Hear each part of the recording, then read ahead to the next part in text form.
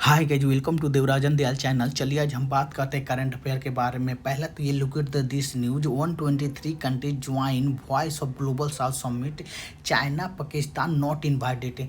आपको बता दो कि इंडिया ने ग्लोबल साउथ समिट ऑर्गेनाइज किया था जिसमें 123 कंट्री ने पार्टिसिपेट किया था। उसमें चाइना और पाकिस्तान को इन्वाइट नहीं किया गया था क्योंकि वो चाइना और पाकिस्तान नहीं चाह रहा है कि जो भी ग्लोबल साउथ कंट्री है नो ग्लोबल साउथ कंट्री है वो उसका मतलब इंडिया लीडर ना बने, क्योंकि चाइना चाहता है कि ग्लोबल साउथ कंट्री का लीडर बनने के लिए, पर वो इंडिया चाइना को हमेशा काउंटर करने के लिए ये समिट ऑर्गेनाइज करता है, ग्लोबल साउथ समिट ऑर्गेनाइज करता है। अब बात करते हैं ग्लोबल साउथ और ग्लोबल नॉर्थ में मतलब डिफरेंट क्या है।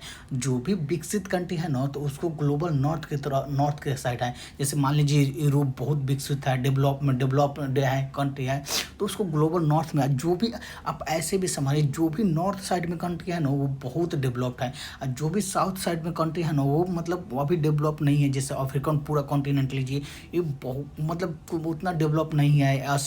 एशिया ले लीजिए, साउथ अमेरिका ले लीजिए, ये उतना डेवलप्ड कंट्री नहीं है।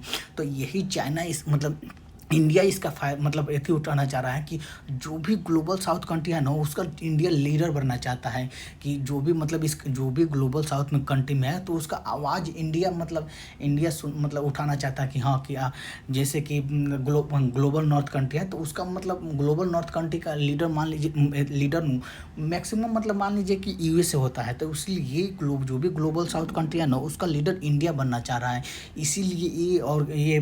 इसीलिए मतलब ये समिट ऑर्गेनाइज कराता है कि हाँ मतलब धीरे धीरे इसको मतलब एक अपना मतलब एक अपना ऐसे वर्चस्व मतलब अपना ऐसे बनाया जाए कि हाँ अपना भी एक ऐसे रहे कि जो भी ग्लोबल साउथ कंट्री है ना उसका मतलब एक अच्छे इंडिया के प्रति अच्छा मतलब इमेज आए थे। इसीलिए इंडिया ये ग्लोबल साउथ समिट ऑर्गेनाइज करता है। अब बात करते हैं कि जैसे देख लीजिए एशिया हो गया, अफ्रीकन हो गया, लैटिन अमेरिका हो गया, ये मतलब अभी डेवलप उतना नहीं है, डेवलप हो रहा है, अभी विकसित हो रहा है।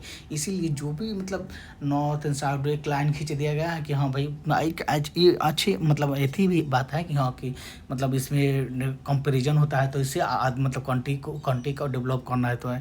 अब बात करते हैं जैसे देखिए PM Modi propose the global development compact at a global south summit.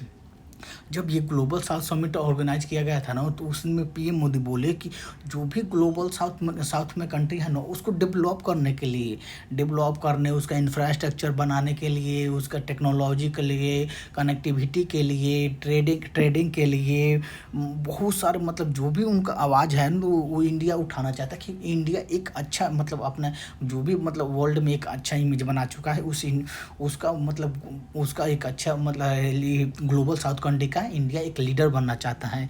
इसलिए ये मतलब ये मीटिंग ऑर्गेनाइज कराता है ताकि ये इंडिया का अच्छा जैसे मान लें PM Modi at a voice of the global summit.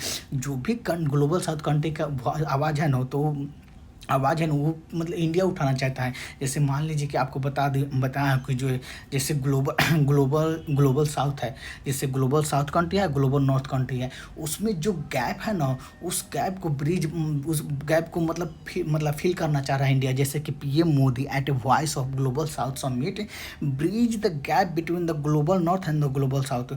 जो कि global north and global south country है, जैसे मान लीजिए कि ये ग्लोबल जो भी रेड कलर की कंट्री है उसको ग्लोबल साउथ में कंसीडर किया जाता है, और जो भी मतलब ब्लू कलर की कंट्री है उसको ग्लोबल नॉर्थ में कंसीडर किया जाता है। अब वही जो ग्लोबल साउथ और ग्लोबल नॉर्थ में वो डिफरेंस है ना, जो इंफ्रास्ट्रक्चर की है, ट्रेड के है, डेवलपमेंट की है, टेक्नोलॉजी की है, उस गैप को इंडिया एक ब्रिज इंडिया एक ब्रिज बनना चाह रहा है कि हाँ ताकि उसको गैप को फिल किया जा सका। इसको आखिर ये इस गैप को फिल करने में बहुत समय लगेगा क्योंकि अभी तो मतलब स्टार्ट हो रहा है कि हाँ धीरे धीरे इंडिया मतलब ग्लोबल साउथ कंट्री है उसका लीडर बन रहा है और एक अच्छा इमेज आ रहा है। इसीलिए इंडिया इस समिट को ऑर्गेनाइज कराता है। अब बात करते हैं जैसे कि third voice of the global, ये तीसरा ग्लोबल समिट है, third voice of global south summit, how India institutionalise the developing world prospective and prioritise in the global order. जो इंडिया इंडिया है ना जो ये तीसरा ग्लोबल साउथ समिट ऑर्गेनाइज किया है। इसके पहले भी किए मतलब 22 में, 23 में, 24 में मतलब किया कर चुका है। अब बात करते हैं कि इसका इंडिया का आवाज़ मतलब हर कोई सुनता है, क्योंकि इंडिया में एक ह्यूज पॉपुलेशन है। इंडिया एक डेमोक्रेसी कंट्री है।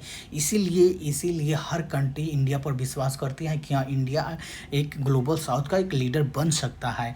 क्योंकि चाइना में कोई डेमोक्रेसी, चाइना के पास पैसा बहुत है पर चाइना में डेमोक्रेसी नहीं है। इसलिए उस पर चाइना पर उतना मतलब जो भी ग्लोबल साउथ कंट्री है वो चाइना पर उतना विश्वास नहीं कर सकती है। क्योंकि चाइना अगर इंडिया जब लोन देता है, इंडिया जब भी ग्लोबल साउथ में कंट्री है उसको लोन देता है, लाइन ऑफ क्रेडिट देता है, तो उसको डेब्ट ट्रेड में नहीं फंसाता है। पर चाइना जो भी लोन देता है और जो भी इंफ्रास्ट्रक्चर बनाता है उसके चलते इन जो भी ग्लोबल साउथ कंट्री है उसको डेट ट्रैप में फंसा लेता है।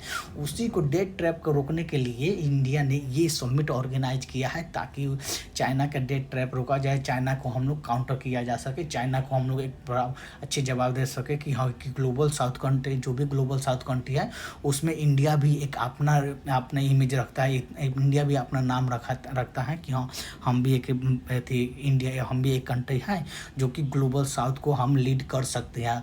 और इंडिया यही करना चाहता है, जो भी ग्लोबल साउथ कंट्री है ना उसको लीड करना चाह रहा है। इसलिए